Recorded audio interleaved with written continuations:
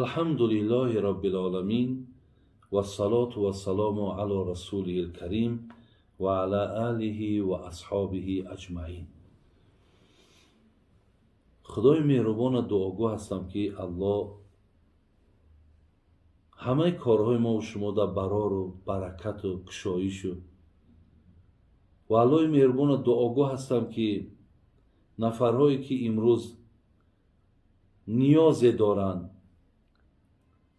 ضرورت بر بالاشون آمدن، سختی بر بالاشون آمده است، خدای با فضل کرمت جمیع این مشکلات ها را از بالای بندگان دور بگردانی. الله مهربان دعاگاه هستم که میل مونه، محبت مونه با بسوی بندگی و بسوی اطاعت و فرمانبرداری الله مهربان زیاد بگردانی. برادران و خواهران عزیز، اینجا یک کس از من سوال کرده است که بابای حاجی چی کار کنیم که از مشکلات ها خلاص شویم، پیش کارمون کشاده شود، از قرض خلاص شویم؟ چی کار کنیم که همین مشکلات ها از بالای سرمون مقصد دور شود؟ یکم برادران عزیز، حاضر من یک دعا را از پیغمبر ما ثابت است برای شما میخوانم. شما همین دعا را هر سحر بیگه هم داشته باشید. اللهم اینی اعوذ بک من الهم والحزن و اعوذ بک من العجز والکسل و اعوذ بک من الجبن والبخل و اعوذ بک من غلبة الدین و قهر الرجال. شما میتونید همین را با زبان تاجیکی خودمان: پروردگارا به سوی تو پناه طلب میکنم از همه غم، از همه اندوهی که هست به سوی تو پناه طلب میکنم. پروردگارا به سوی تو پناه طلب میکنم از اینه که پیش نفر من عاجز شوم، پیش یک مخلوق که تو نیاز پیدا کنم. خداوندا به سوی تو پناه طلب میکنم از تنبلی، از مقصد گوییم که هیچ میل همین کار و میل مقصد یک بهبود زندگی که باید من پیدا کنم، از حساب تنبلی که در من همین چیزا نیست. خدای از همین تنبلی به سوی تو پناه طلب میکنم.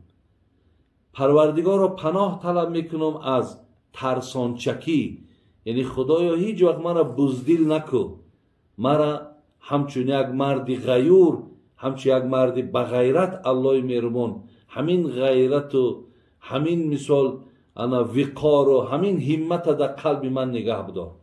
خداوند با سوی تو پناه طلب میکنم که از زمره آدمان بخیل نباشم. خداوند با سوی تو پناه طلب میکنم که هیچ وقت در ظلم کسی از مخلوق تو گرفتار نشوم. و پروردگار را به سوی تو پناه طلب میکنم از اینه که من از بندگان تو قرضدار شوم. همین معنای همین دعایی که من از پیغمبر بود برای تو خواندم. این دعا را سحر بیگه بکن، لیکن به هر حال یک چیز فراموش نکن. برادران خواهرای عزیز، این سوال در من بسیار میاد که همین مشکلات ها مونده، این همین غمی که فرامون میگیرد، بگذار مقصد ناداری باشد، بگذار بیکاری باشد، بگذار بیماری باشد، خب بگذار یگان تهمت باشد، خلاص چیزی از همین سختی هایی که باشد، وقتی که دامن تو را میگیرد، وقتی که تو مبتلای بر همین میشوی، یک چیز فراموش نکنی. ما سوره داریم در قرآن به نام بلد.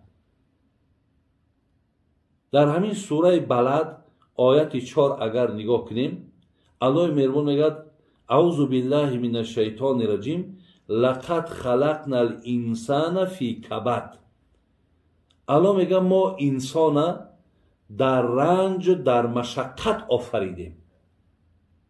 خوب دقتین، الله میگه که ما انسان را در رنج و در مشقت آفریدگیم. در مشکلات آفریدگیم.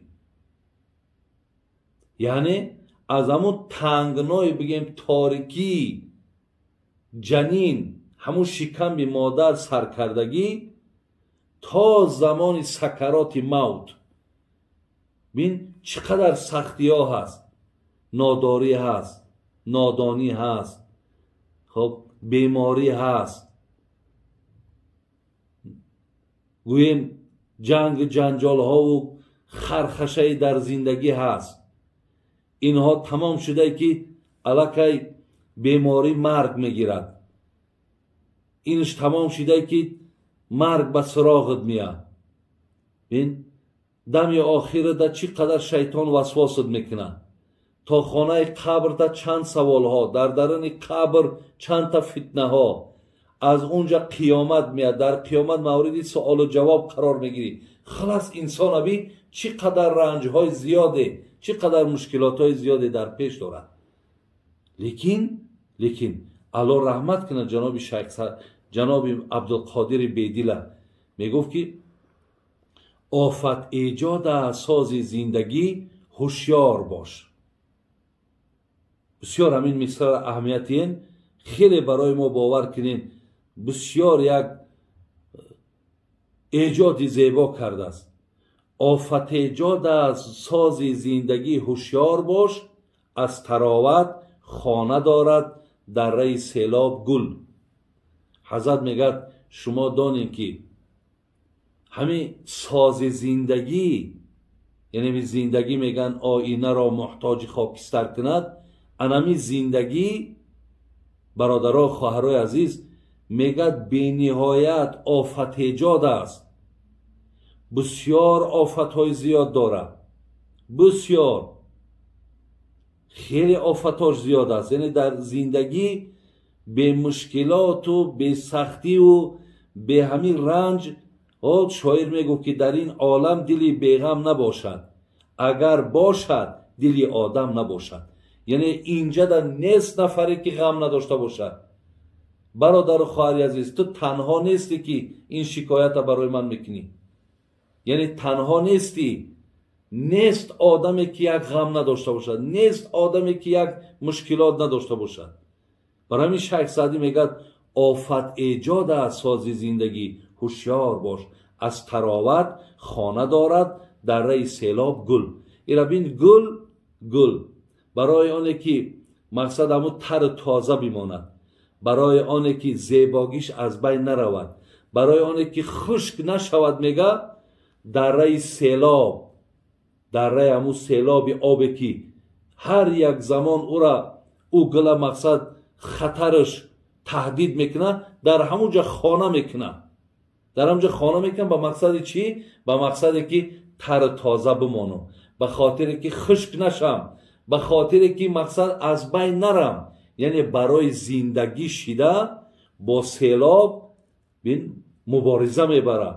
با سیلاب مقصد همیشه در یک حالت خیلی ناگوار ایستادگی است، ولی برای زندگیش در همونجا خانه کردگی. برای همین ما هم برادر عزیز زندگی را الله گفت که پر از مشکلات های، پر از مشقت های. ولی ما حدیث هم داریم میگه که پیامبرمون گفته است که دنیا جنت کافر است لیکن زندان مؤمن است. ایرا وقتی شرح ایرا نگاه میکنی، شرحش نگاه میکنی، میگه یعنی این دنیا که پر از غم های، پر از دقت های، پر از مشکلات های، در برابری میگه جنت، در برابری که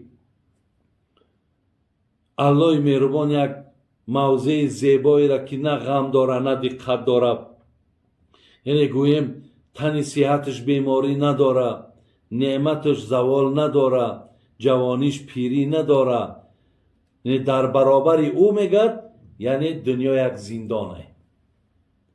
از این لحاظ خواهرها و برادرای عزیز، ما هم باید در برابر این مشکلات های زندگی در برابر مشکلات زندگی. الله را هم دعا میکنیم، هم صبر میکنیم. خدای مهربان همیشه در عوض صبرش با مکافات ها هم داره، اجرها هم داره. و برای از همون مشکلات بیرون شدن هم ما باید سعی کنیم، تلاش کنیم، کوشش کنیم. این خیلی نه که مقصد خیلی خداوند که رنج آفت آورده کو بینیم چی میشه. ما باید مبارزه مون بریم. چگونه شیخ سعدی میگفت ریسک اگر چی بیگمان برسد شرط عقل از جستن از درها. کسب اجل نخواهد مرد تو مرا بر دهان اژدها. الله مهربان در سوره نشرح میگفت فإن مع العسر یسرا إن مع العسر یسرا. پشت هر یک سختی آسانی داره. ببین تاجیکای ما میگن که پایان شب سیاه سفید است. از این لحاظ یعنی آسمان ابی یک ابر میکنه، یکی با یک مدت پس میبینی ابرها دور شدن با آفتاب بیرون برآمد.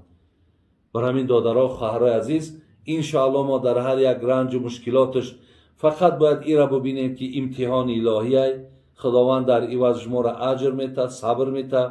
ما حدیث هم داریم در این باب، میگه اذا اراد الله بعبده خیرا عجل له العقوبة فی الدنیا. اگر خداوند برای کسی خیر بخواهد اینم خیلی دشواری و سختی را بر بالاش بسیار میاره. ببین میگه خیر خدا هست برادر عزیز.